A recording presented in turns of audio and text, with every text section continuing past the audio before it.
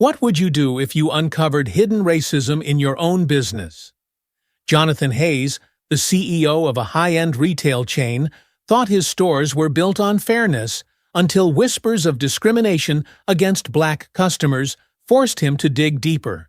Disguised and undercover, he embarks on a journey that reveals shocking truths about the very people he employs. What he finds shakes him to the core and forces him to confront not only his staff, but an issue far bigger than his business. But how far is Jonathan willing to go to change the system? And will his employees learn the true cost of their actions? Comment below with your thoughts on what you do in Jonathan's shoes, and subscribe for more stories that challenge perspectives and inspire change. Make sure to hit the notification bell so you don't miss out on the powerful conclusion of this journey. Jonathan Hayes sat behind the sleek glass desk in his office, the city skyline glittering beyond the floor-to-ceiling windows. From the 40th floor, Chicago looked like a bustling, thriving metropolis, but Jonathan had long since learned that what things appeared to be on the surface wasn't always the truth. He knew this city deeply, its beauty, but also its dark undercurrents. At 45, Jonathan was one of the most successful black CEOs in the country, having built his luxury retail chain, Refined Elegance, from the ground up. His journey had been anything but easy, rising from the gritty streets of the South Side to the glossy interiors of high-end retail. His stores, known for their exclusive designer clothing and impeccable service, catered to a clientele that expected perfection. Refined Elegance was more than a business to Jonathan. It was a symbol of what was possible when hard work, perseverance, and vision came together. Yet, recently, a gnawing unease had settled into the corners of his mind. Success had never dulled Jonathan's sharp instincts, and something wasn't right in his stores. He had spent his career making sure Refined Elegance embodied inclusion and fairness. But now, reports were reaching him, whispers about discrimination creeping into the fabric of the very business he'd worked so hard to cultivate. Jonathan frowned, flipping through a few customer reports he had quietly requested. Nothing outright is just subtle, dismissive behaviors mentioned by a few customers of color, comments about being ignored or followed around by staff. They were sporadic, vague enough that it was hard to tell if it was a misunderstanding or something worse. As Jonathan stared out over the skyline, he couldn't shake the feeling that these were more than isolated incidents. His name was on this company. Every employee, from managers to part-time associates, had been trained to treat every customer with dignity. So why were there murmurings that black and minority customers were receiving subpar service? He leaned back in his chair, contemplating his next move. He couldn't let this slide not in his stores. Refined Elegance had to reflect the values he had built it upon. No exceptions. It wasn't until a longtime customer, Monica Gray, reached out to him directly that Jonathan realized how deep the problem ran. Monica, an accomplished attorney and regular patron of Refined Elegance, scheduled a private meeting with him. That wasn't unusual. Many of Jonathan's high-profile clients valued a personal touch. What was unusual was the tone in her voice when she made the request. "Thank you for making the time, Jonathan," Monica said when they met in his office the following week. She was impeccably dressed, as always, in one of the store's latest pieces, a sleek black blazer that radiated both power and elegance. But there was a tightness around her mouth, and her eyes didn't quite meet his. "Of course, Monica. You know I always appreciate your feedback," Jonathan replied, waving her to a chair. "What's on your mind?" Monica took a deep breath. "It's delicate. I've been shopping at your stores for years, and I've always loved the experience. But recently, I've noticed something troubling." Jonathan raised an eyebrow, his stomach tightening. He'd been expecting something along these lines, but hearing it from Monica, trusted customer, made it real in a way those quiet reports hadn't. Monica hesitated. "I've noticed that when I walk into certain locations, I'm treated differently than the white customers. I'm not saying it's outright hostility, but there's a coldness, a distance. At first I thought it was just an off day for the staff, but it's happened more than once. It's like, they don't want me there. Jonathan's hands gripped the armrest of his chair. I'm sorry you've had that experience, Monica. Believe me, it's not what refined elegance stands for. I know, Jonathan, Monica said, her voice softening. That's why I'm telling you. I thought maybe it was just a few employees, but I've spoken to other black customers. Some of them said the same thing. It's subtle, but it's there. Jonathan felt a wave of anger, not at Monica, but at the situation. How could this be happening in his stores? I'll look into it personally, he promised. Monica nodded. I know you will. That's why I came to you. I know you care. As she left, Jonathan stared out the window again, a storm of thoughts swirling in his mind. Monica's words echoed louder now. This wasn't just a one-time issue. Something was happening, something insidious, and if Monica noticed, then others had too. It was time to uncover the truth. Jonathan spent the next few days watching security footage and reviewing customer reports. But the more he looked, the more subtle the problem appeared.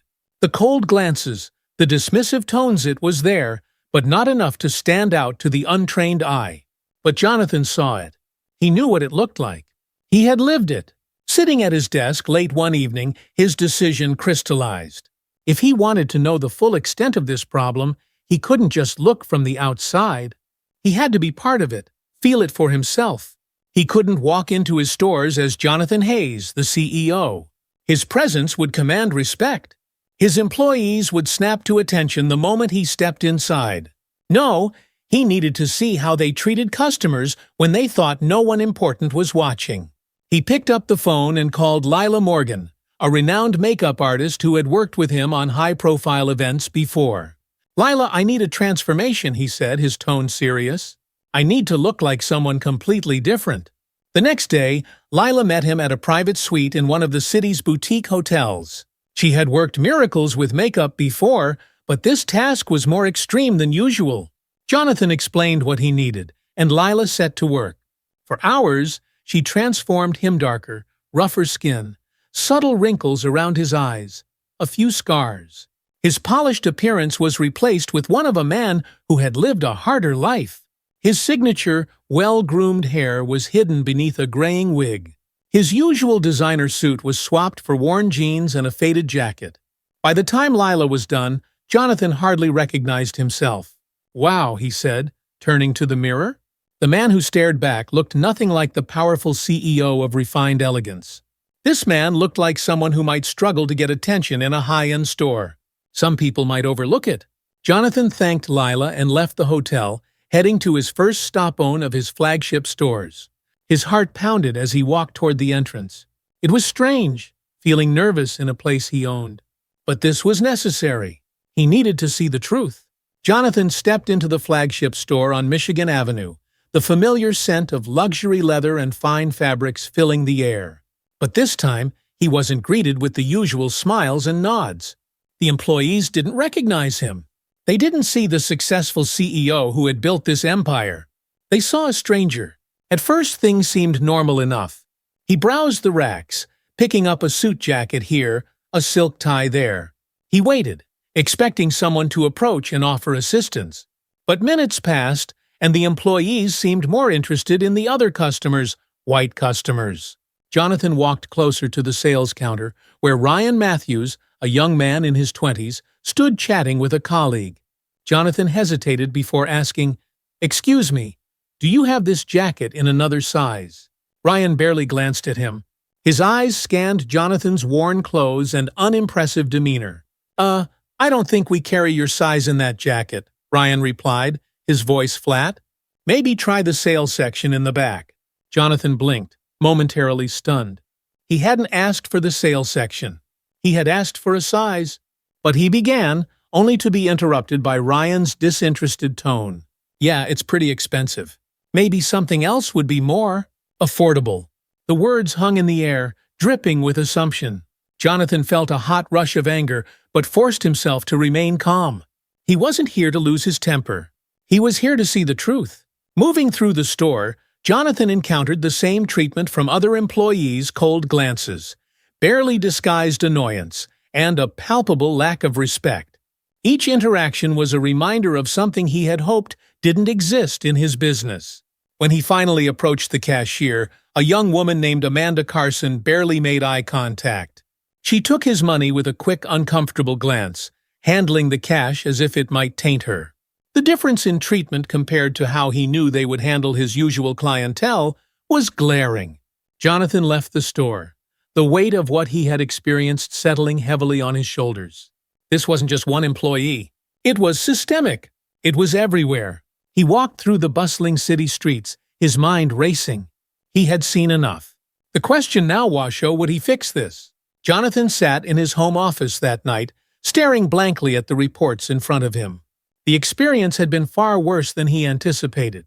He had hoped the problem would be isolated, a few misguided employees at worst. But it wasn't.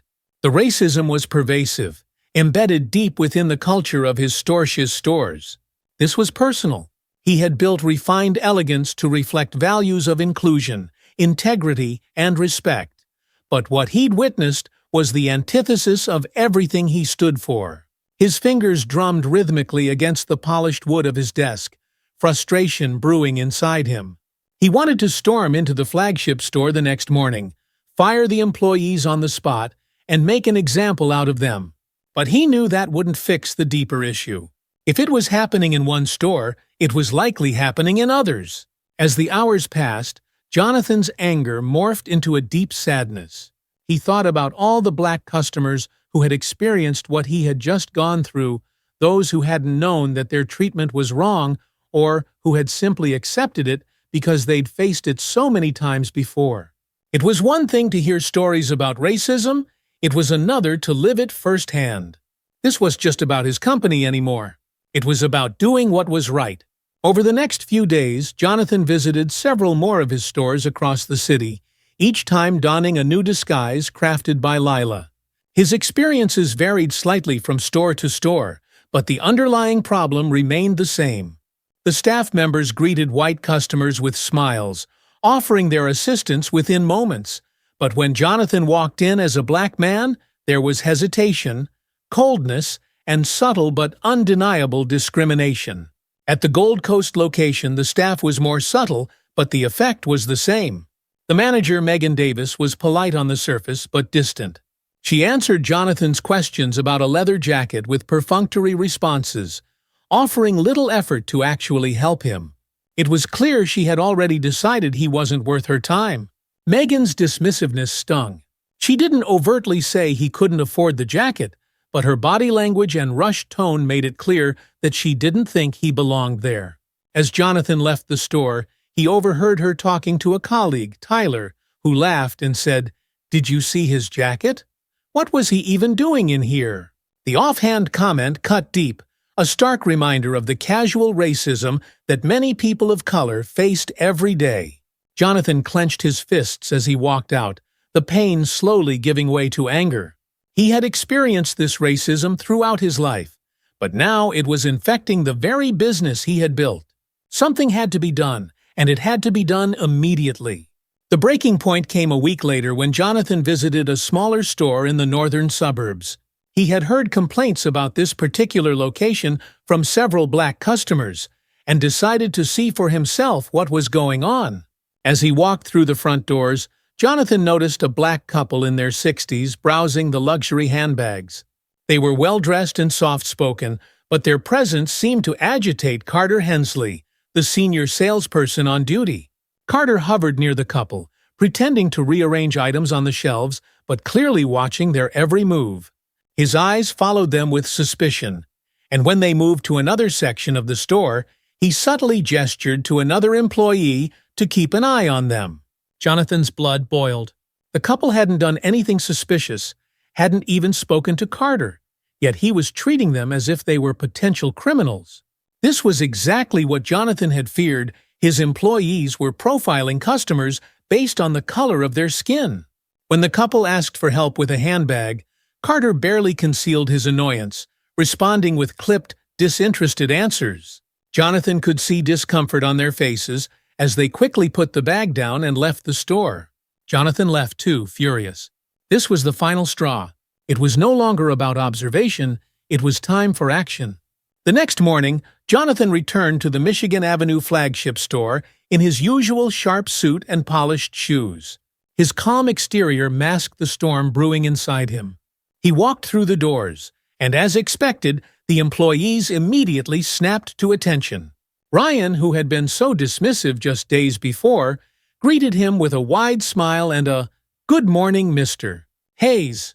Jonathan nodded curtly but said nothing, heading straight for the store's office. He called an emergency meeting, summoning every employee from both the sales floor and the back room. As they filed in, confusion clouded their faces. None of them knew why they were being called so suddenly, but the tension in the room was palpable. When all the employees had gathered, Jonathan stood before them, his arms crossed, his expression deadly serious. "I need to talk to you all about something very important," he began, his voice even but intense. "Over the last few weeks, I've been in and out of this store and several others. Not as your CEO, but as a regular customer." There was a murmur of confusion among the employees. Some shifted nervously, while others looked puzzled. Ryan shot a quick glance at Megan, who furrowed her brow, clearly unsettled by Jonathan's words. "I disguised myself," Jonathan continued, "so none of you would recognize me. I wanted to see how customers, specifically black customers, were being treated in my stores. And what I saw was disturbing." The room fell silent.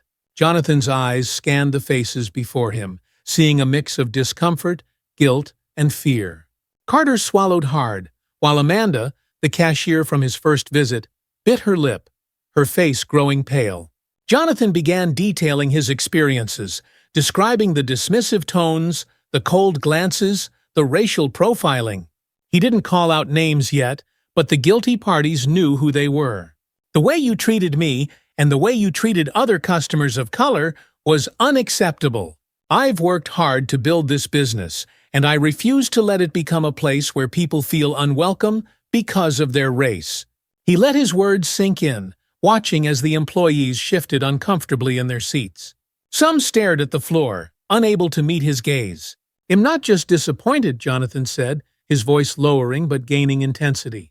"I'm angry. Angry that this is happening in my stores. Angry that you think it's acceptable to treat people differently based on the color of their skin. This is not just a training issue, this is a human decency issue." The tension in the room was thick. No one dared to speak. Ryan's face had gone pale, and Carter looked like he wanted to melt into the floor. "And this behavior stops now," Jonathan continued. "But words aren't enough. I'm going to make sure you all understand exactly what it feels like to be on the receiving end of that kind of treatment." He paused, letting the weight of his next words settle in. "Starting tomorrow, each of you will undergo the same experience I did. You will be transformed disguised as black customers. And I will personally take you to stores, restaurants, and other establishments where you'll face the same treatment you've been dishing out." A collective gasp rippled through the room. The employees looked stunned, their faces a mixture of shock and fear. Megan opened her mouth as if to protest, but quickly closed it, realizing that now was not the time.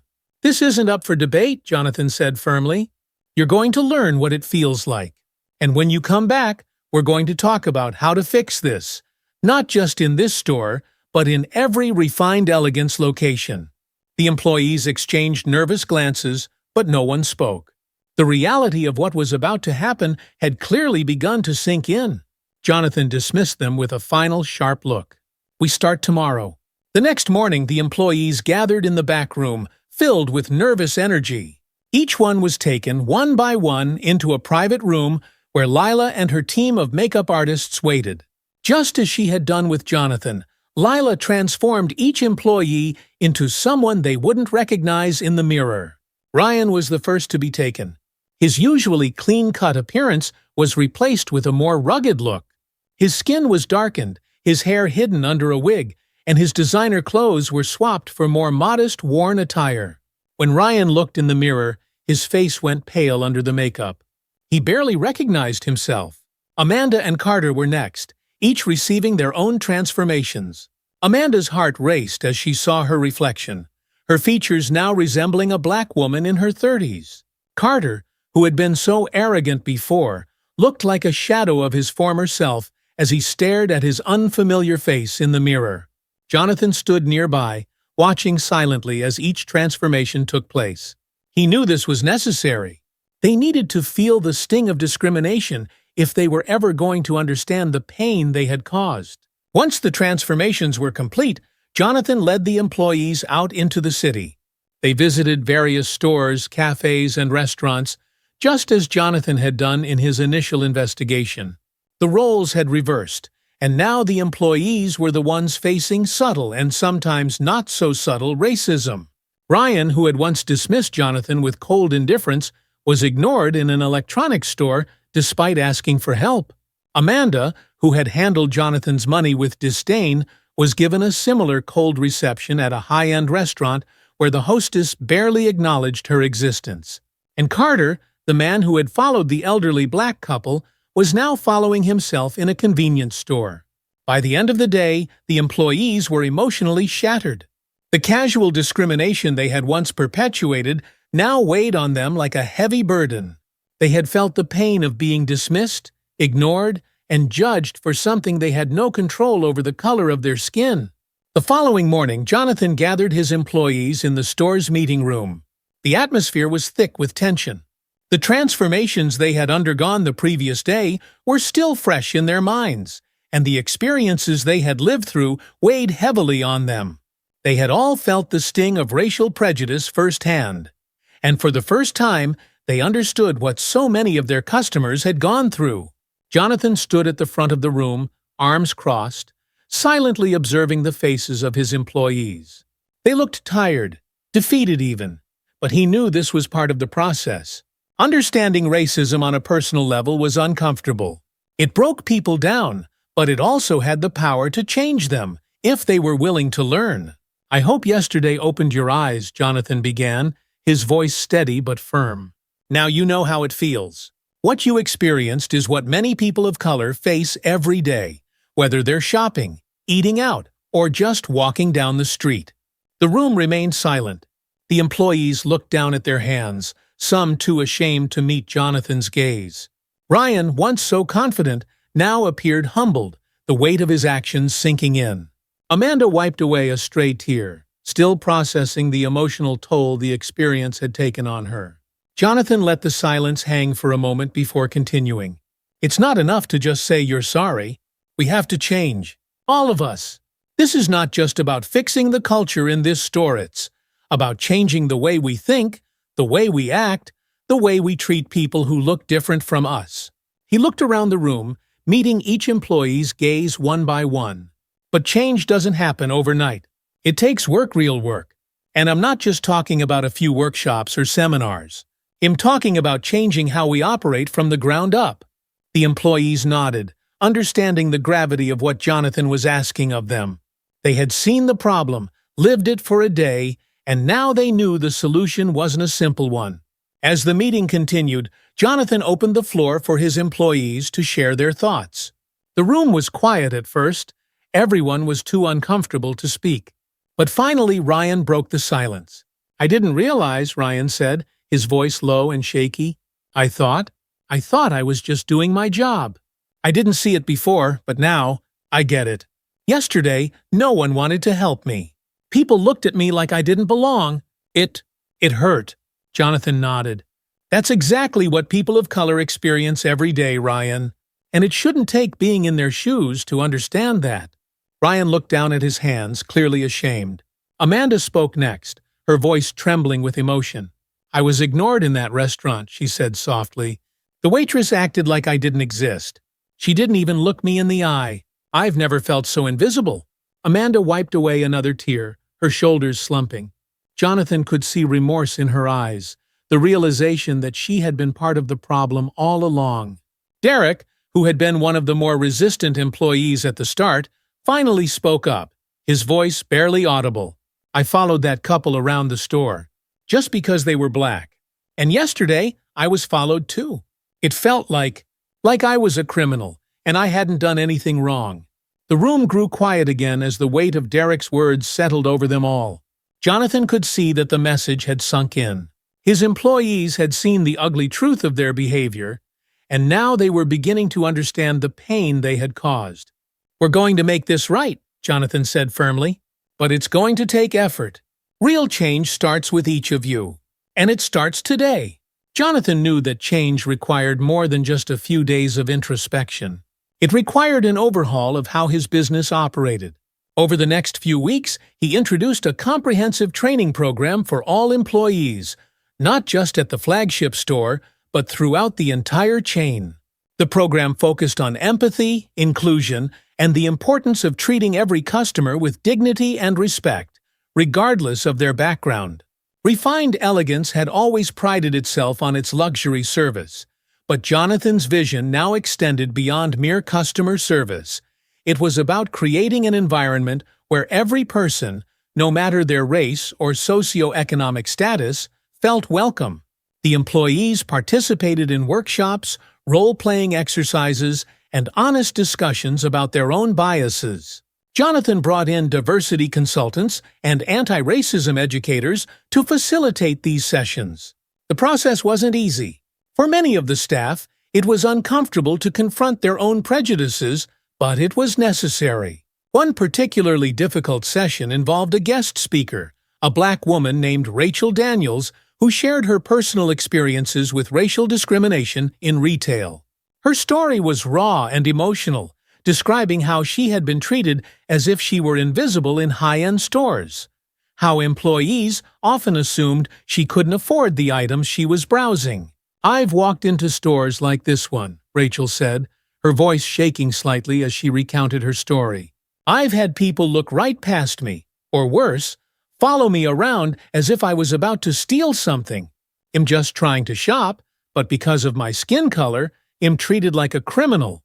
The employees listened in stunned silence. Some had tears in their eyes as they realized how their own actions had likely contributed to the same kind of pain Rachel had experienced. By the end of the session, the room was emotionally drained, but the message was clear: this behavior had to stop. With the internal changes at Refined Elegance underway, Jonathan began to expand his mission beyond the confines of his business. He knew that racial discrimination wasn't just limited to his store, it was a systemic issue in the broader community, and he was determined to address it head-on.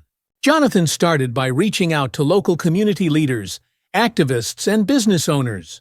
He formed a coalition of like-minded individuals who shared his vision of creating a more inclusive, equitable city. Together, they began to tackle the issue of discrimination in other businesses, starting with those in the fashion and retail industries. It wasn't easy. Some business owners were resistant to the idea that racism was an issue in their stores. Others denied the existence of the problem altogether. But Jonathan and his team were persistent. They offered diversity training programs, workshops, and resources to help other businesses understand how their practices might be contributing to racial inequality. Emily, one of Jonathan's most dedicated employees, took on a leadership role in these efforts.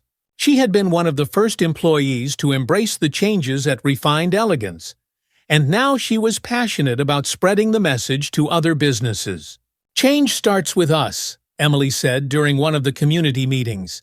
"We can't just sit back and pretend the problem doesn't exist. We have to be proactive. We have to do better." Jonathan was proud of how far his team had come. They had gone from being part of the problem to being advocates for change. But he knew their work was far from over. As Jonathan's efforts gained traction, word of Refined Elegance's transformation spread throughout the city. Other business owners began to reach out, asking for advice on how to implement similar changes in their own stores. Jonathan was more than happy to help. Soon, Refined Elegance became known not just for its high-end products, but also for its commitment to inclusivity and equality. The store's reputation improved, and business thrived as customers, both old and new, began to appreciate the newfound warmth and respect that defined the shopping experience. One by one, other businesses in the area began to follow suit. Jonathan's coalition of community leaders continued to push for changes in policies and attitudes, not just in retail, but in restaurants, cafes, and other establishments across the city. There were challenges along the way, of course. Some people were resistant to change, holding on to old prejudices and outdated beliefs. But Jonathan and his team didn't give up. They knew that real change took time, but they were committed to seeing it through. Years later, as Jonathan looked around at the thriving city he loved, he felt a sense of pride. The changes he had implemented at Refined Elegance had ripple effects far beyond his initial expectations. His stories had become a beacon of hope, a symbol of what was possible when people were willing to confront their biases and work toward a more inclusive future. But Jonathan knew that the fight against racism wasn't over. It would never be over, not completely. There would always be more work to do, more hearts and minds to change. But he was ready for that challenge, and so was his team. One afternoon, Jonathan gathered his employees for a final meeting before expanding their efforts to neighboring cities. The team had grown, now including other businesses that had been inspired by Refined Elegance's transformation. They were all united by a common goal to make the world a better, more equitable place. As they sat around the table, Jonathan addressed them with a mixture of pride and determination. "We've come a long way," he said, his voice filled with emotion. "But this is just the beginning. We've made changes here, in our community, but we all know that the world is much bigger than this. There are still places where people face discrimination every day. There are still businesses that need to change." The room was quiet as Jonathan's words sank in. His employees exchanged glances, feeling the weight of the journey ahead. "We may not be able to fix everything overnight," Jonathan continued. "But if we keep doing what we're doing, if we keep pushing, keep fighting for what's right, then maybe, just maybe, well, make a difference. One person at a time, one business at a time." The employees nodded, their faces filled with determination. They were ready. They had seen what was possible, and now they were prepared to take their mission even further. Jonathan smiled, feeling a deep sense of hope. The fight for equality wasn't over, but they were on the right path. And together, they would keep moving forward. The transformation of Refined Elegance was far from easy.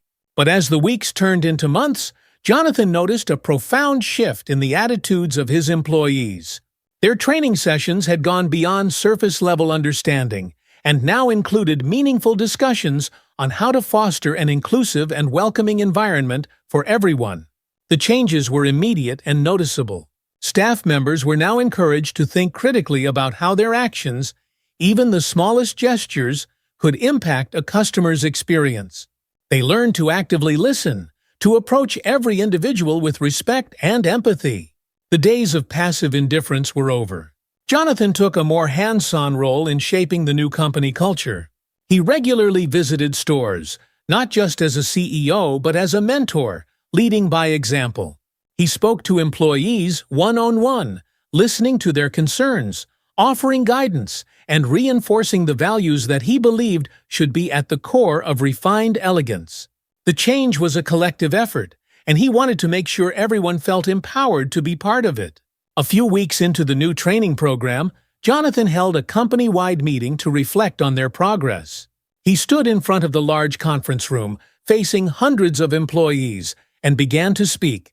"Look at what we've accomplished," he said, his voice resonating with pride. "It hasn't been easy, but we've changed, and we're still changing.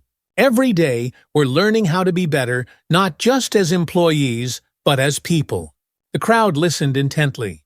The tension and discomfort that had once permeated these meetings were now replaced with a sense of camaraderie and shared purpose. Jonathan continued, "This is just the beginning of a long journey. What we've learned here doesn't just apply to our jobs, it applies to how we live our lives, how we treat people in our communities, how we stand up for what's right."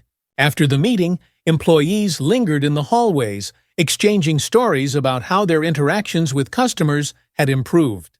Ryan shared with a group how an older black customer had complimented him on his kindness during a recent visit, saying it was the best service she had received in years.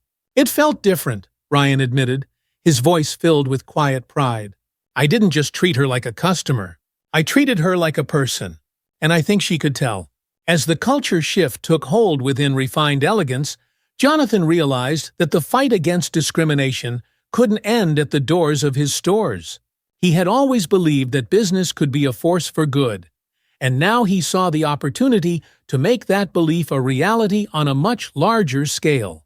Jonathan reached out to local organizations, community leaders, and social justice activists to discuss ways to extend the lessons learned at Refined Elegance to other businesses. His goal was simple: to use his platform and influence to inspire change beyond his company. He started small, hosting workshops for other local retailers who had heard about his efforts and wanted to implement similar changes in their own businesses. At first, a few skeptical owners attended, uncertain if their shops really had a problem with discrimination. But as Jonathan and his team shared their experiences of undercover operations, the first-hand accounts of racism, and the emotional transformation of their staff, the shop owners began to understand the depth of the issue. "I didn't realize it could be so ingrained in our culture," said Alan, the owner of a boutique nearby. "I always thought, as long as I wasn't actively doing something wrong, I was fine. But I see now that it's about more than that. It's about making sure everyone feels welcome." The workshops grew, and soon, businesses across the city were reaching out for advice.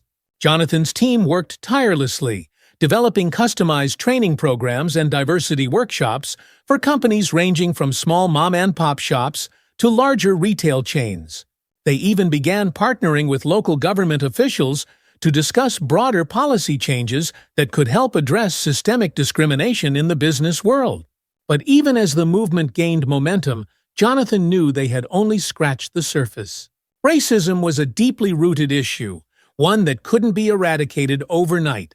But step by step, he was determined to make a difference. With the support of the broader community, Jonathan and his team began expanding their mission to other cities. Word had spread about Refined Elegance's transformation, and soon businesses in neighboring towns were requesting the same diversity training that had reshaped Jonathan's stores.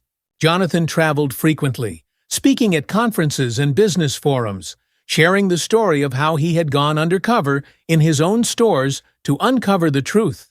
His speeches weren't just about the business transformation, they were about the power of empathy and understanding in breaking down barriers of racism.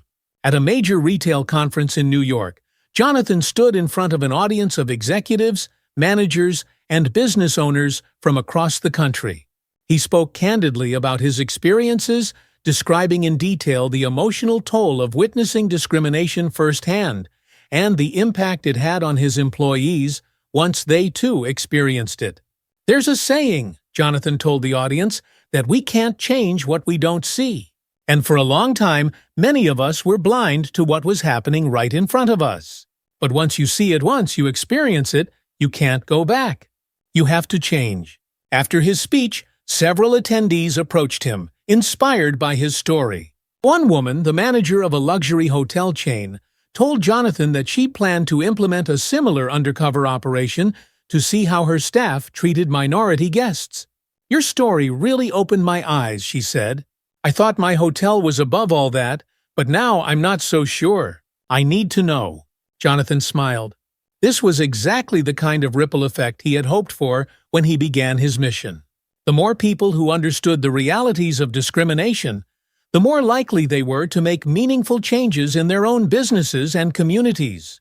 Back in Chicago, Jonathan's team continued to push for change within their own community. Every week after the stores closed, they held debriefing sessions to discuss their progress. They shared stories of their outreach efforts and the challenges they faced in getting other businesses to recognize and address their biases. Derek, who had once been one of the most resistant employees, had become a passionate advocate for the cause. He now led a small task force within Refined Elegance, dedicated to identifying businesses in the city where discriminatory practices were still in place. One evening, Derek stood before the team, sharing a recent encounter with a local coffee shop that had been reported for treating black customers poorly. At first, the owner didn't want to listen, Derek said, his voice calm but determined. He kept saying it was a problem in his shop. But I told him what it felt like to be followed, to be ignored. I shared my own experience with him, and something shifted. He finally got it. Jonathan listened with pride as Derek recounted the story. This was exactly what they had been working toward, not just calling out discrimination, but creating real, lasting change. As the months passed, the Refined Elegance team expanded their mission even further. They began working with law enforcement to address concerns about racial profiling in stores and public spaces. They collaborated with local activists to push for policy changes at the city level, advocating for stricter regulations around discriminatory practices in businesses. The work was exhausting, often emotionally draining, but Jonathan and his team never lost sight of their goal. They knew that every small victory, every business that changed its practices, every customer who felt welcome was a step in the right direction. Years later, Jonathan stood in the middle of his flagship store, watching as customers of all backgrounds browsed the racks, chatting happily with the staff. It was a far cry from the cold, indifferent atmosphere that had once plagued his stores. Now every customer was greeted with a smile, every question answered with genuine care. The transformation had been long and difficult, but it was worth it. Refined Elegance was no longer just a luxury retail brand. It had become a symbol of progress, a place where inclusivity wasn't just a buzzword, but a reality. Jonathan reflected on how far they had come. The undercover experience that had started it all seemed like a lifetime ago, but the lessons learned from that day continued to shape the company's values. His employees, once blind to their own biases, had become champions for equality. They had trained hundreds of other businesses, spoken at conferences, and worked with community leaders to bring about real, lasting change. But Jonathan knew there was still more to do. "We've made progress," Jonathan said to his team one afternoon during one of their regular debrief sessions. "But we can't stop here. There are still places out there, places we haven't reached, where people face the same kind of discrimination we used to see in our own stores. We have to keep pushing, keep fighting." His employees nodded in agreement, their faces filled with determination. They had come so far, and now they were ready for whatever challenges lay ahead. "We may not be able to fix the world overnight," Jonathan continued, his voice steady and filled with hope. "But if we keep doing what we're doing, one person at a time, one business at a time, then maybe, just maybe, we'll create the kind of world we've been fighting for." The team exchanged glances, feeling the weight of the journey ahead, but also the hope that came with it. They knew that the fight for equality wasn't over, but they were ready for whatever came next. As Jonathan left the meeting that day, he couldn't help but smile. They had planted the seeds of change, and with every step they took, those seeds continued to grow. Refined Elegance had become more than just a retail chain. It had become a force for good, a legacy that would endure long after they were gone. And that, Jonathan realized, was the greatest success of all.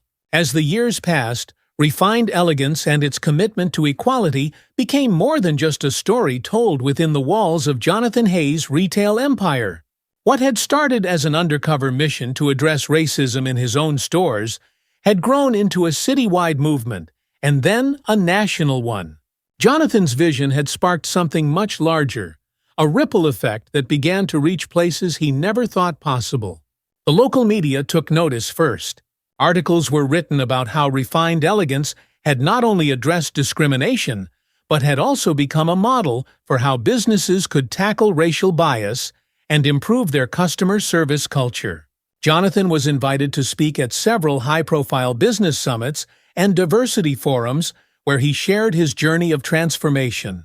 His story of going undercover as a black customer and experiencing firsthand the discrimination that was happening in his stores resonated deeply with audiences. Soon, Jonathan and his team were fielding requests from companies across the country. Retail chains, restaurants, and even financial institutions began reaching out, asking for help with diversity training and guidance on how to eliminate discriminatory practices from their businesses. Some wanted to replicate the same undercover experience Jonathan had undertaken, believing it would help their employees better understand the challenges faced by minority customers. Jonathan's team expanded their outreach programs, helping other businesses implement comprehensive diversity, equity, and inclusion (DEI) strategies. They partnered with local governments and national organizations, offering workshops on racial awareness, empathy, and customer service. Slowly but surely, the ripple of change began to spread beyond Chicago, reaching into cities and towns across the United States. One of the businesses that reached out to Jonathan was a major national retailer, Elegant Styles, which had a similar customer demographic to Refined Elegance. They had heard about Jonathan's efforts and wanted to bring the same training to their own stores. The CEO, Rebecca Moore, admitted that while her company had prided itself on offering exceptional service, they had recently received complaints from minority customers about discriminatory treatment. "We've always thought of ourselves as a welcoming company," Rebecca told Jonathan during their first meeting. "But after hearing your story, I realize we might be missing something.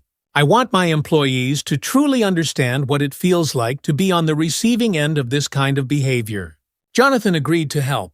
Over the next several months, his team worked closely with Elegant Styles, conducting undercover operations similar to the ones Jonathan had done. The results were eye-opening. Rebecca's employees were well-intentioned, but many were blind to their own biases. Some had unknowingly treated customers of color differently, assuming they couldn't afford the luxury items on display or that they were less likely to make a purchase. When Jonathan's team presented their findings to Rebecca and her leadership staff, the response was one of shock and resolve. "We had no idea," Rebecca said, her voice filled with emotion. "But now that we know, we're going to fix it." Together, they developed a training program that was rolled out to every Elegant Styles location across the country. Employees participated in workshops designed to challenge their assumptions and break down unconscious biases. The company also introduced new policies to ensure that every customer, regardless of their race or background, was treated with the same level of respect and care. The results were immediate. Customer satisfaction improved across the board, and minority customers in particular reported feeling more welcome in the stores. Rebecca publicly thanked Jonathan and his team for their help, acknowledging that their work had made her company better in every way. Despite the success Jonathan's team was seeing, not every business was eager to embrace change. There were still pockets of resistance, particularly in areas where conversations about race and discrimination were met with defensiveness or denial. Some business owners refused to believe that racism was a problem in their establishments, arguing that any complaints were simply misunderstandings or the result of a few bad apples among their staff. Jonathan encountered this resistance firsthand when he was invited to consult for a popular chain of restaurants. The chain had a long-standing reputation for excellent food and service, but there had been numerous reports of black customers being seated in less desirable sections of the restaurants or receiving slower service than their white counterparts.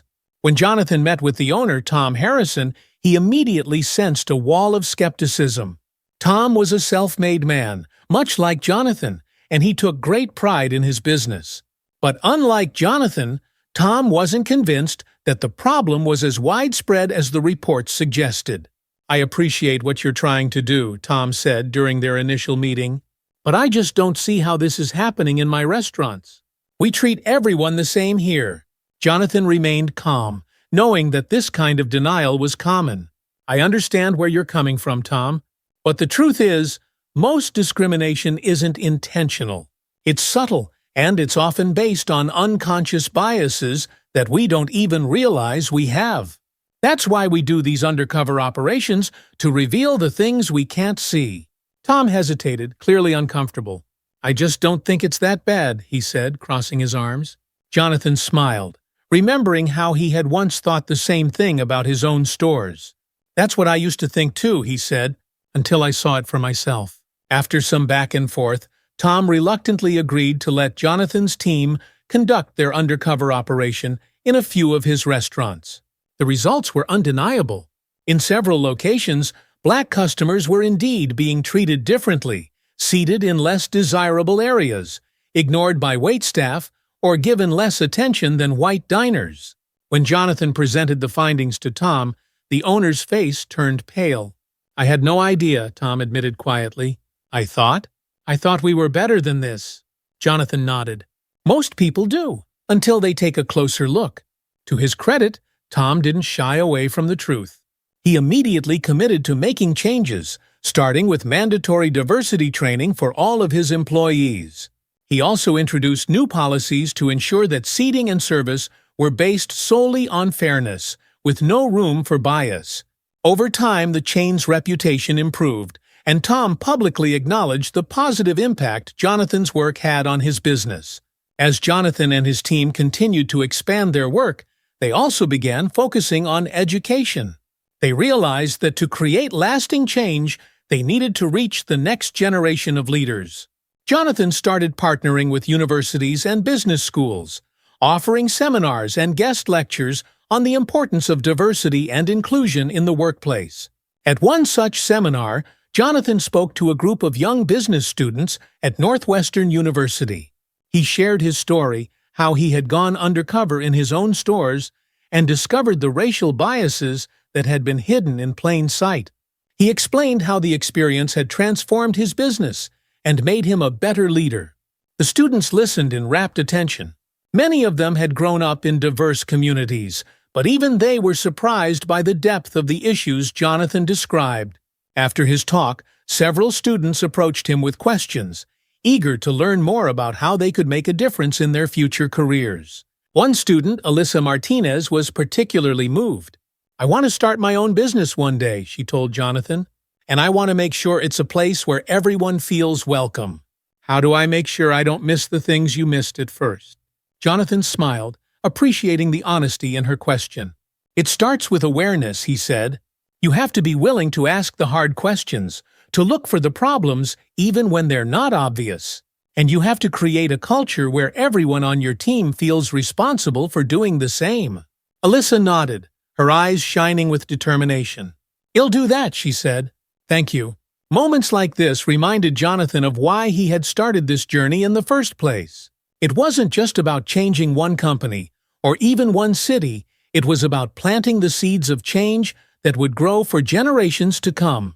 Years later, as Jonathan sat in his office, looking out over the city he loved, he reflected on the incredible journey he and his team had taken. What had started as a single undercover mission to uncover the truth in his own stores had blossomed into a national movement for change. Businesses all over the country had implemented new policies, rewritten customer service guidelines, and committed to creating more inclusive environments. Jonathan knew that the fight against racism and discrimination wasn't something that could be won in a matter of months or even years. It was an ongoing battle, one that required constant vigilance and dedication. But he also knew that real progress had been made. The seeds of change they had planted had taken root, and the impact was undeniable. As he glanced at the framed newspaper articles on his wall stories, detailing how refined elegance had become a symbol of progress, how his team had helped transform other businesses, Jonathan felt a deep sense of pride. His company had become more than just a place for luxury shopping. It had become a beacon of hope, a testament to the power of empathy, understanding, and the willingness to confront hard truths. That evening, Jonathan gathered his team for their final meeting of the year.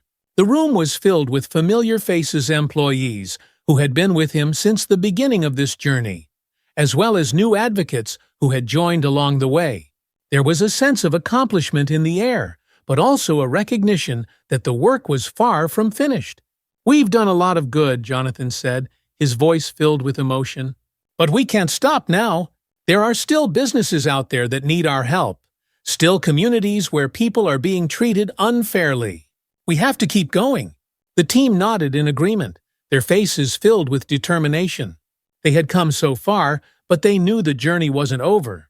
Together, they would continue to push for change, one step at a time. As the meeting ended and his team filed out of the room, Jonathan lingered for a moment, taking it all in. The fight for equality was a long one, but it was a fight worth having. And as long as there were people willing to stand up, to ask hard questions, and to push for progress, there was always hope for a better future. Months later, Jonathan received a letter from Alyssa Martinez, the business student he had spoken to at Northwestern. She had started her own small business, a clothing boutique in her hometown, and was determined to ensure it was an inclusive, welcoming space for everyone. I just wanted to thank you, Alyssa wrote. Your story inspired me to build my business the right way from the start. I've been following your example, making sure that every person who walks through my doors feels respected and valued. And I'm going to keep pushing for that, no matter what. Jonathan smiled as he read the letter, feeling a renewed sense of purpose.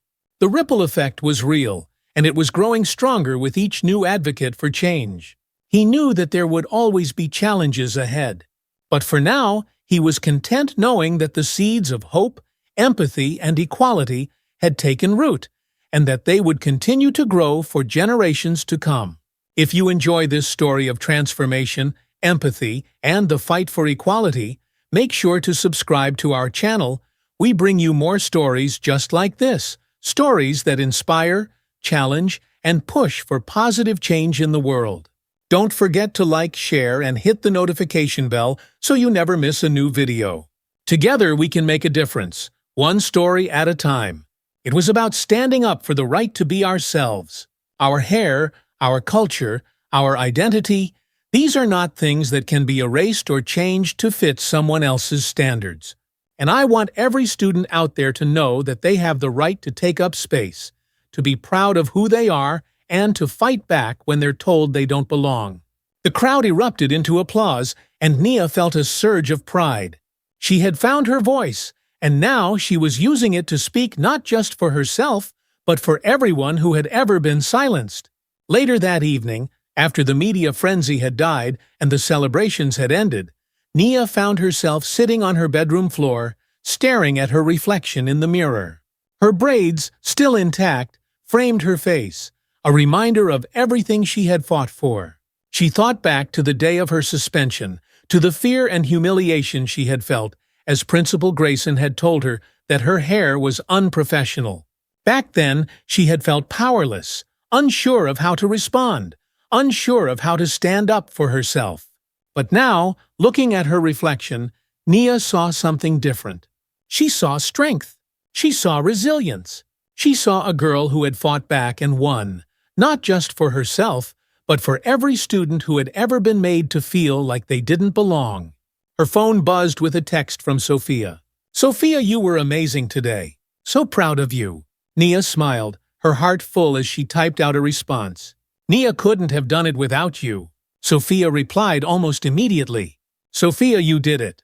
And we're all behind you 100. As she set her phone down, Nia felt a deep sense of peace settle over her. The fight wasn't over, she knew that. There would still be challenges ahead, still systems of discrimination and bias that needed to be dismantled. But for the first time in a long time, she felt like she had the strength to face whatever came next. The days following the court victory were a whirlwind of media interviews, school meetings, and legal paperwork.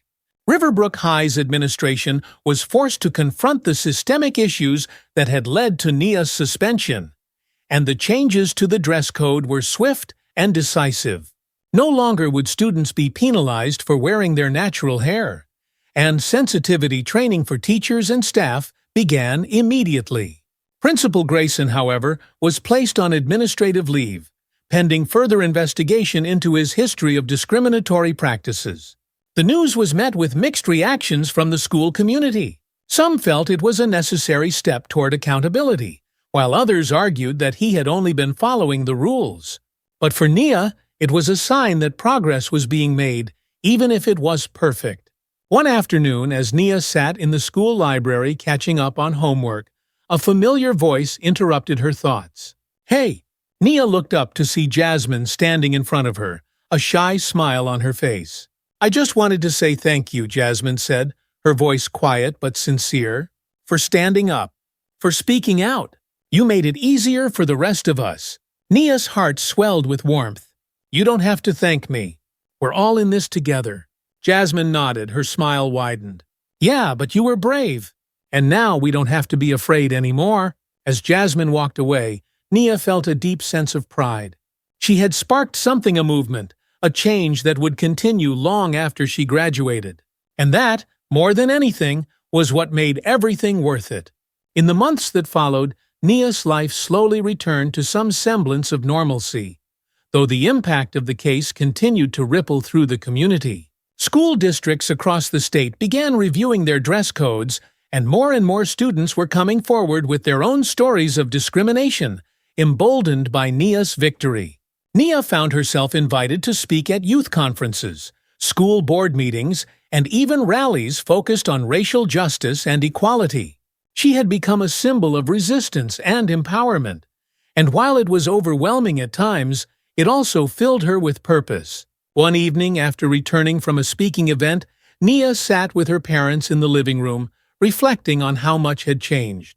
"You've come a long way," Jason said, his voice filled with pride. Elaine nodded. "You've shown the world that our hair, our culture, is something to be proud of. You've made a real difference." Nia smiled, feeling the warmth of their words. She had faced so much fear, doubt, anger, but through it all, she had found her strength. And now she was ready for whatever came next. In the days following the trial, Nia thought she would feel nothing but relief. After all, they had won, the court had ruled in her favor, and the school had been forced to make changes. But as the initial rush of victory faded, she found herself feeling empty. She wasn't sure why. Maybe it was because the fight had consumed so much of her energy for so long, and now that it was over, she didn't know what to do with herself.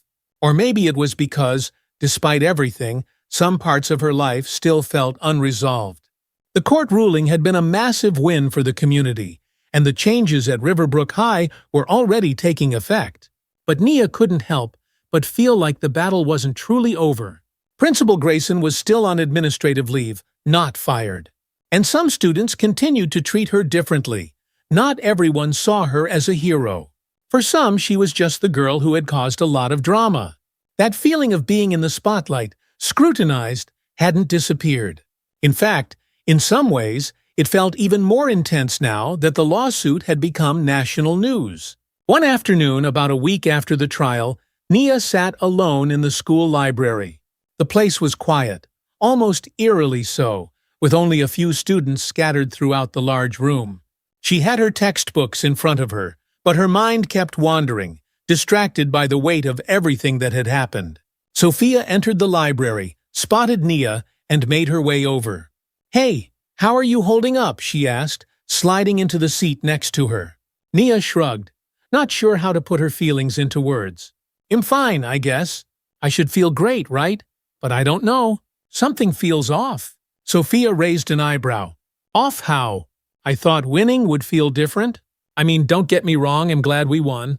But it's like, I thought things would go back to normal, or that it'd feel this huge sense of accomplishment. And I do, in a way." But she trailed off, struggling to articulate the hollow feeling inside her. Sophia nodded, understanding flashing in her eyes. "You've been in fight mode for so long, Nia. Your whole life has revolved around this case. Now that it's over, it's normal to feel like something's missing, I guess." Nia sighed. "I thought everything would go back to the way it was before, but it hasn't. And I'm starting to realize that it probably never will." "Maybe that's not a bad thing," Sophia said gently. "You've changed, Nia. We all have. But that's part of life, right? We grow, we learn. And even though this has been hard, you've made a difference. Things can't go back to the way they were because you've moved forward." Nia let those words sink in. Deep down, she knew Sophia was right. She had fought for something bigger than herself, and with that came a sense of responsibility, a responsibility to keep pushing for change, even after the trial was over. "I just feel like I should be happier," Nia admitted. "But instead, I'm exhausted. I'm tired of being the girl who stood up to the school. I miss just being Nia." Sophia reached over and squeezed her hand. "You're still Nia. That hasn't changed.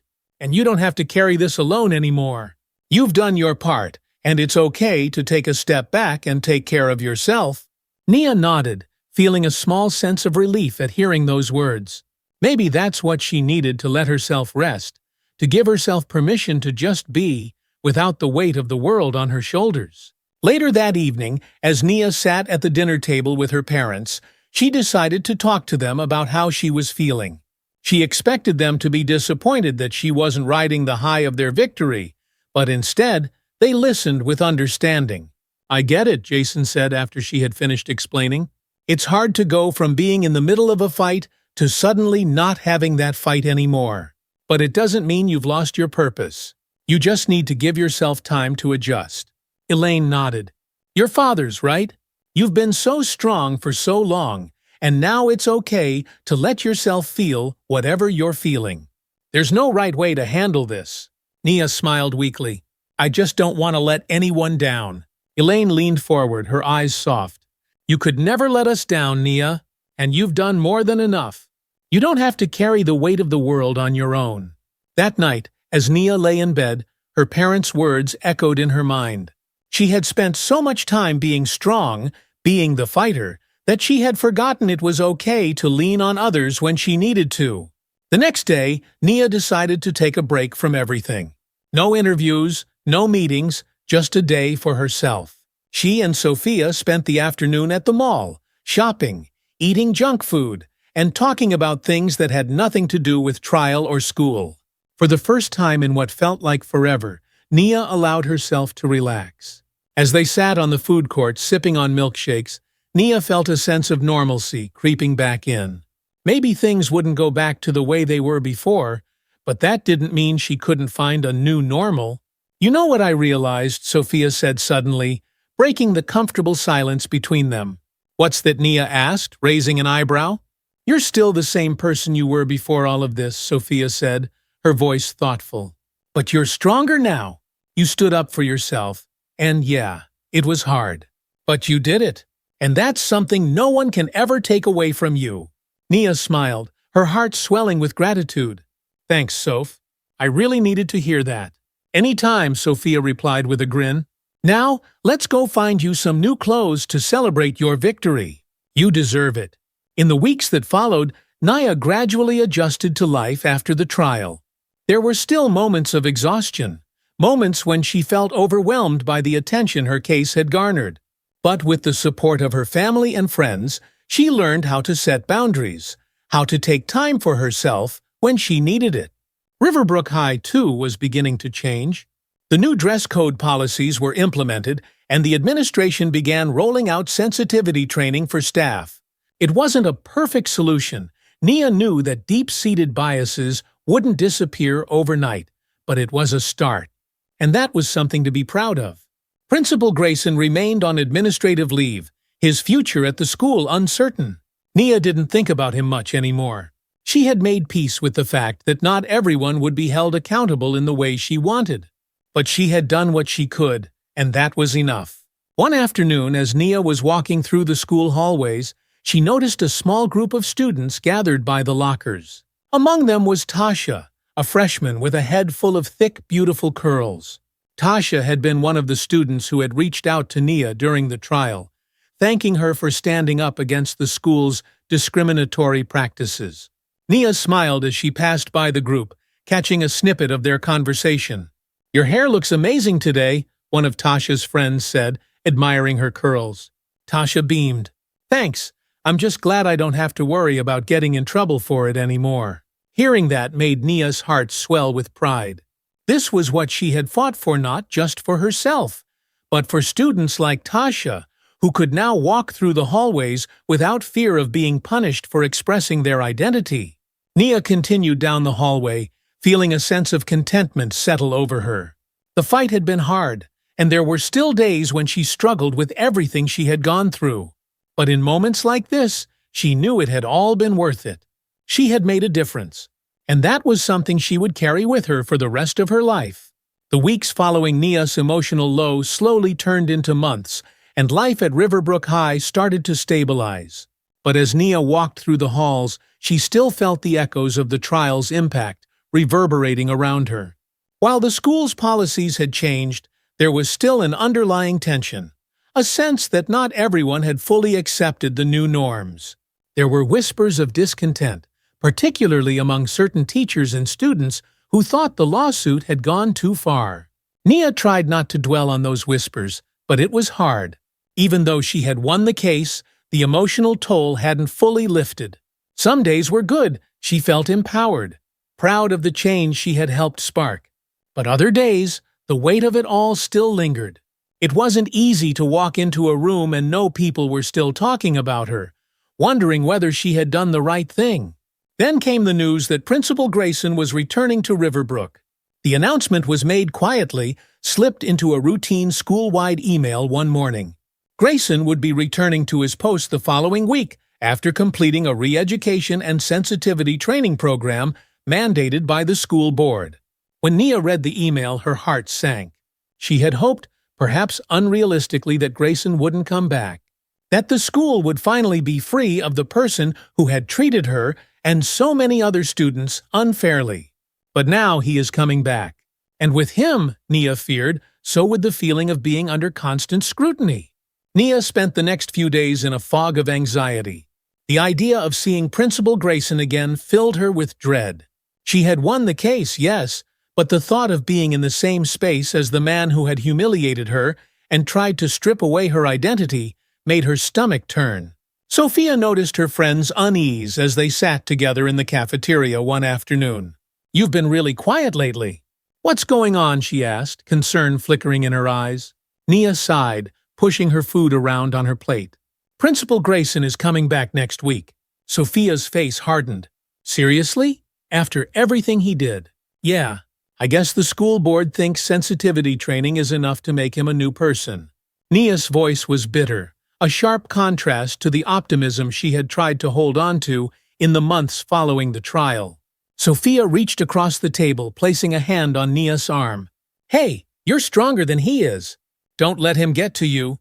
You beat him once, and if he tries anything, we'll fight back again." Nia nodded, but the knot in her stomach remained. She had fought so hard, and while the policy changes were a victory, the personal battle felt far from over. Seeing Grayson again would bring back all the memories she had worked so hard to move past. The day Grayson returned was colder than usual for that time of year. Nia arrived at school, her nerves on edge, her heartbeat quickening every time she thought about seeing him in the halls. She took deep breaths, reminding herself that she wasn't the same person she had been before. She had found her voice, and no matter what, she would not let him take that away from her again. In her first few classes, everything was normal. Teachers gave lessons, students scribbled notes, and Nia tried to focus. But all the while she felt the tension building, like an approaching storm. By the time lunch came around, the dread had settled in her chest like a stone. As Nia walked to her locker after lunch, she saw him for the first time. Principal Grayson was standing near the main office, speaking with another teacher. He looked the same as ever, tall, composed, and authoritative. But when he turned his head and saw Nia, their eyes met for a brief moment. His expression faltered, and for the first time, Nia saw something in his eyes that she hadn't seen before: uncertainty. Grayson didn't approach her, and Nia didn't stop walking. But that momentary eye contact left a heavy imprint on her mind. She had expected to feel angry or afraid, but what she felt instead was power. Grayson, once the untouchable authority figure in her life, no longer had that power over her. She had faced him down in court and won, and no matter how much sensitivity training he went through, she knew that she had exposed the truth. The rest of the week passed with little interaction between Nia and Grayson. He remained mostly in his office, dealing with administrative tasks, while Nia focused on her schoolwork. But the tension lingered, an unspoken question hanging in the air: what would happen the next time they were forced to confront each other? That confrontation came sooner than expected. It was a Friday afternoon, and Nia was in the school library working on an essay for her English class. The room was quiet, save for the soft rustling of pages and the occasional murmur of students. Nia was deep in concentration when she heard footsteps approaching her table. She looked up, and there he was, Principal Grayson, standing just a few feet away. "Nia," he said, his voice measured but carrying a weight that made her heart race. Nia straightened in her chair, trying to keep her expression neutral. "Principal Grayson." For a moment, neither of them spoke. Grayson shifted awkwardly, as though he was unsure of how to proceed. Finally, he cleared his throat. "I wanted to speak with you." Nia's pulse quickened, but she kept her voice steady. "What about—" Grayson hesitated, his gaze dropping to the floor before meeting hers again. "I know I can't undo what happened, and I realize that my actions caused you a lot of harm." Nia stared at him, unsure of where this was going.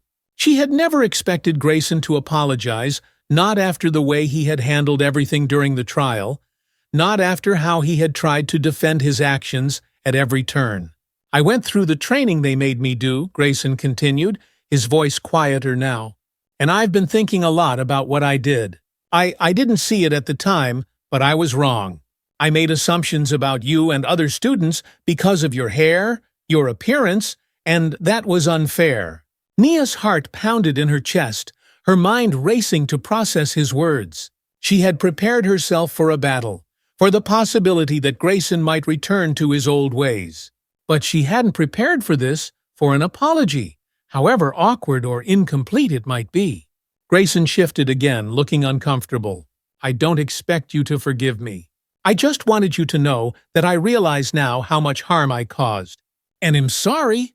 For a moment, Nia didn't know what to say. Part of her wanted to accept the apology, to believe that maybe he had changed. But another part of her, the part that remembered the pain of being told she wasn't good enough, the part that had fought so hard for justice, couldn't let go so easily. "You were wrong," Nia said finally, her voice firm. "You didn't just hurt me, you hurt a lot of students. And it's not something you can fix with an apology." Grayson's expression tightened, but he nodded. "I know. And I don't expect forgiveness. I just wanted you to know that I'm trying to be better." With that, he turned and walked away, leaving Nia alone with her thoughts. Later that evening, Nia sat on the front porch of her house, staring out at the sunset. The conversation with Grayson had left her feeling unsettled. His apology, though unexpected, hadn't erased the damage he had done. But it had given her something she hadn't anticipated, a sense of closure. She pulled out her phone and texted Sophia. "Nia Grayson apologized today." Sophia replied almost immediately. "Sophia, what, seriously?" "Nia, yeah. It was weird. I didn't really know how to respond." "Sophia, what did he say?" "Nia, he said he realized he was wrong and that he's trying to be better." There was a pause before Sophia replied again. "Sophia, do you think he means it?" Nia stared at the message for a long moment, unsure how to answer. Did she believe Grayson was truly sorry, or was he just trying to save face now that the court had ruled against him? After a few minutes, Nia typed her response. "Nia, I don't know. But I guess it doesn't really matter. What's done is done." The next day, Nia felt lighter than she had in weeks. The conversation with Grayson, while unexpected, had given her the closure she hadn't realized she needed. She no longer felt the need to carry the weight of their conflict on her shoulders. She had spoken her truth, and that was enough. In the weeks that followed, Nia continued to find her balance. The pressure of being the girl who stood up to the school began to fade, and she started to reclaim her sense of normalcy. While she knew there would always be more battles to fight, she also knew that she didn't have to fight them alone. And that, more than anything, gave her peace. Months passed, and Riverbrook High settled into a new rhythm. Nia had found her footing again, though she was no longer the same girl she had been before the lawsuit. She had grown stronger, more confident, and more assured of her place in the world. The changes she had fought for both in the school's policies and in the minds of her peers had taken root, and the difference was visible in the hallways every day. More students were wearing their natural hair without fear of punishment. Girls with braids, boys with dreadlocks, and students with afros now walked confidently through the school, knowing that their appearance was no longer a battleground. The whispers that had once followed Nia had died down, replaced by a general sense of acceptance, or at the very least, respect. The new dress code had been officially implemented, and teachers underwent extensive training on cultural sensitivity and implicit bias. Nia had been invited to join the Student Advisory Board that would continue to monitor the school's inclusivity policies, and she had accepted, eager to ensure that the changes she had fought for would last long after she graduated. One morning, as Nia walked into the school, she passed a group of younger students gathered near the lockers.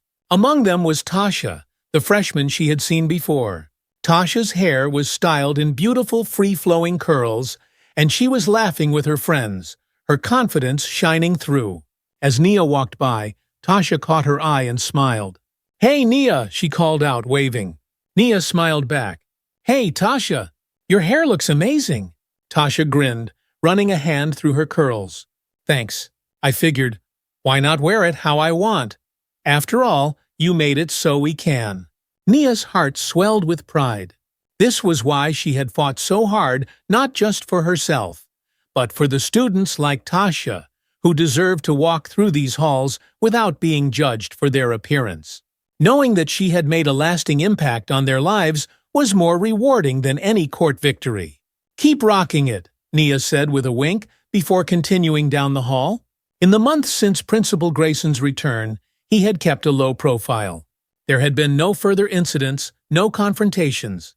While Nia still didn't fully trust him, she sensed that his apology had been sincere, at least in some small way.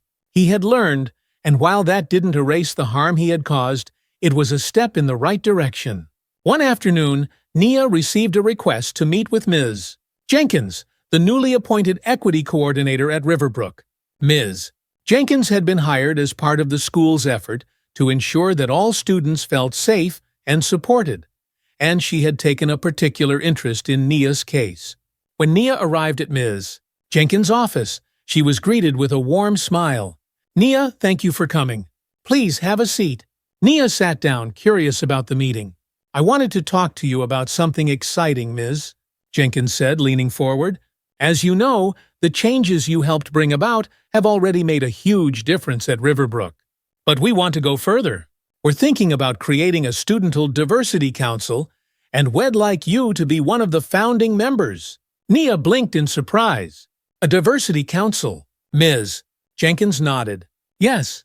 The goal would be to create a space where students can share their experiences, work on initiatives to promote inclusivity, and ensure that all voices are heard.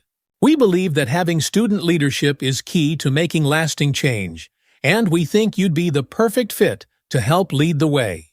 Nia felt a rush of emotions, pride, excitement, and a little bit of apprehension. The idea of continuing to fight for change, not just for herself, but for future students, was appealing. But it also meant taking on more responsibility, more pressure. I'd love to be a part of that, Nia said after a moment, her voice steady. But I want to make sure it's not just about me. I think there are a lot of students who could bring valuable perspectives to the council. Ms. Jenkins smiled. Absolutely. We'll be inviting a diverse group of students to join. But having you as one of the leaders would send a powerful message. You've already shown what it means to stand up for what's right. Nia nodded, feeling the weight of responsibility, but also the excitement of the opportunity. This was a chance to ensure that what she had fought for didn't stop with her. It would continue to grow and evolve long after she graduated. "I'm in," Nia said, her determination clear. "Let's do this." A few weeks later, the Diversity Council was officially formed. Nia sat at the head of the table during their first meeting, surrounded by students from all different backgrounds, students who, like her, had faced their own challenges with identity and acceptance. As they began discussing their goals for the year, Nia felt a sense of purpose settle over her. This was what she had been fighting for, a future where students could express themselves freely, without fear of judgment or punishment. A future where everyone felt like they belonged. On a quiet afternoon after a long day of meetings and classes, Nia walked home from school, the cool autumn breeze brushing against her skin. She felt lighter now, more at peace with everything that had happened. The journey hadn't been easy, but it had been worth it. As she approached her house, she saw her mother sitting on the porch, a cup of tea in hand. Elaine waved her over, and Nia climbed the steps, settling into the chair beside her. "How was your day?" Elaine asked, her voice soft. Nia smiled. "Good. We had our first Diversity Council meeting today. It went really well." "I'm proud of you," Elaine said, reaching over to squeeze Nia's hand. "You've come so far." Nia nodded, staring out at the horizon. "Yeah, I have. It's been a wild ride." They sat in comfortable silence for a while, watching the sun dip lower in the sky. Nia felt a deep sense of contentment. The fight had been long, and there were still battles to be won, but she had found her place in the world. She had discovered her strength, her voice, and the power of standing up for what she believed in. And that, she realized, was something that could never be taken from her. As the months rolled on, Nia continued her work with the Diversity Council, helping to shape a more inclusive and supportive environment at Riverbrook. She also began speaking at other schools, sharing her story with students who were facing similar challenges. Her message was clear: be proud of who you are. Don't let anyone tell you that you don't belong. Her influence stretched beyond the walls of Riverbrook, inspiring other students across the state and even the country to push for changes in their own schools. The natural hair movement, already strong, gained even more momentum with Nia as one of its most prominent voices. By the time Nia's senior year came around, the changes at Riverbrook were undeniable. The once rigid dress code had been replaced by a policy that celebrated diversity. Teachers and administrators were more mindful of their words and actions, and students felt more empowered to express themselves. At graduation, Nia stood on the stage in her cap and gown, her hair styled in a beautiful, bold afro. She had been chosen to give the valedictorian speech, and as she looked out at the sea of face, her family, her friends, her teachers, she felt a deep sense of gratitude and pride. "Good morning, class of 2024, Nia began, her voice strong and steady. "Today, we stand on the edge of something new. We've spent years preparing for this moment, and now we're ready to step into the world, to make our mark. But before we do, I want to share something I've learned during my time here, something that goes beyond textbooks and tests." She paused, letting her words settle over the crowd. "There will be times when people try to tell you who you should be, how you should look, and how you should behave. But you have to remember that your identity, your culture, your voice are powerful. You have the right to take up space. You have the right to be unapologetically yourself." The crowd erupted in applause, and Nia smiled, feeling the pride and love of everyone around her. She had come so far, and this moment was the culmination of all her struggles, all her victories. As the ceremony ended, Nia looked out over her classmates one last time, knowing that the future was bright not just for her, but for every student who had watched her fight and learned that they, too, could make a difference. In the years that followed, Nia's story continued to inspire change. She went on to college, studying law with the goal of advocating for civil rights and equality. But her activism never wavered. She became a sought-after speaker at events and conferences, using her platform to push for broader changes in schools and workplaces across the country. Nia's fight had become a catalyst, sparking a movement that reshaped the way schools thought about identity, professionalism, and respect. The Crown Act, which protected individuals from discrimination based on their hair, gained traction in states across the nation, and Nia's case had helped bring the issue to the forefront of national consciousness. But even with all the progress, Nia knew that the fight wasn't over. There were still systems of oppression to dismantle, still voices that needed to be heard. But she also knew that she wasn't alone in that fight. She had inspired a generation of young people who were no longer afraid to embrace their natural selves, no matter what anyone else said. And as she moved forward, Nia carried with her the knowledge that change was possible. She had seen it happen firsthand, and as long as she continued to fight, she knew that the world could and would become a place where everyone, no matter their background, could stand tall and proud in their own skin. As the screen fades to black, Nia stands tall, her afro framing her face with pride. Her journey has been one of struggle, strength, and triumph, but the fight for equality and justice continues. She looks directly at the camera, her voice strong and confident. If you enjoyed this story and want to follow more empowering journeys, don't forget to hit that subscribe button and click the bell icon for notifications on the latest updates. Together we can share stories that inspire change, one voice at a time. Thank you for watching. The words "subscribe" for more inspiring content appear on the screen, with the iconic subscribe button and bell icon highlighted below.